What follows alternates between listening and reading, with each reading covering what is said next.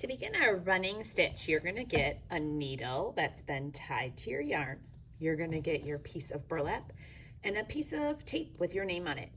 Starting not close to an edge, but I'm going to start it at the top by that straight line of fabric, not where it's curved. I started under the fabric. I'm going to pull that needle, and you have to pull hard to get that knot through. I'm going to pull that yarn until I have just a tiny tail on the back. That piece of tape is going to tape that yarn down so that it doesn't fall out. Now it's in there really nice. All of our yarn is now at the top. So I'm going to leave a space and I'm going to try to stitch a line going straight. I'm going to start at the top and poke down. Every time I poke my needle, I have to pull that yarn through. Now that my yarn is under the fabric, I'm going to come up and I'm just leaving a little space. It's about a finger space. As soon as my needle comes up, I have to pull all the way. I'm going to continue that pattern of down, pull, up, pull, down, pull, up, pull. I've made it all the way across the top and I still have lots of yarn left, so I'm going to keep stitching. I'm just going to now poke down so that I can start another row underneath it, and I'm going to go the other way. So my pattern's still the same. Down, pull, up, pull. My camera just got really blurry. There it is. Down and pull, up and pull. If you can pretend that I have stitched and I either ran out of yarn or I ran out of room to stitch, you're gonna bring it to the store counter and Mrs. Cleary will help you cut and finish your work. So pretend that I've stitched the whole nest. The next part of this project is collaging, putting this all together into a project. At your tables, you will find some texture plates, brown paper, and crayons without wrappers.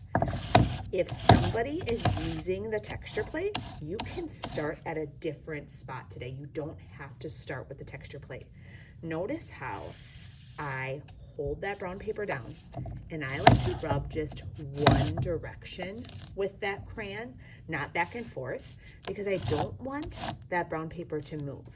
If that brown paper moves, you're not going to get much of a texture, right? So try to hold that nice and still. This is going to be the branch our birds sit on.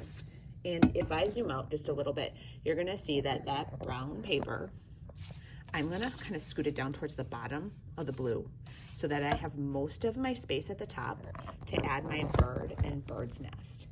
If you want to cut a triangle out of this brown paper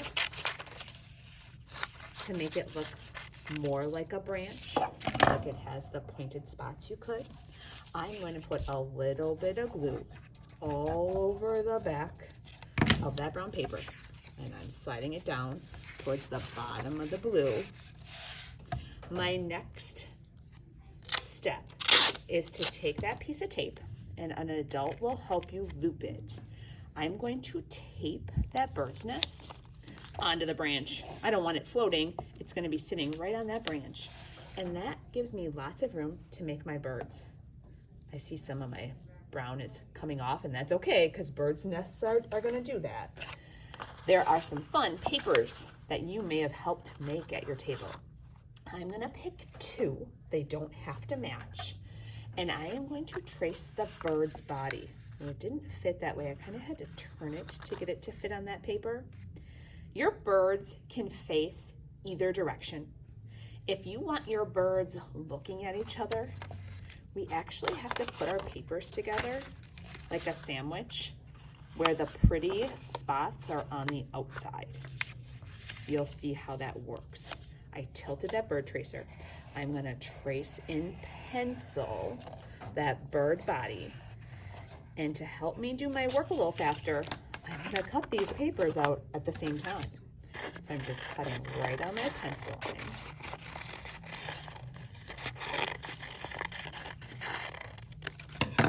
Now I have two birds, and the pretty sides, I can see they're facing each other.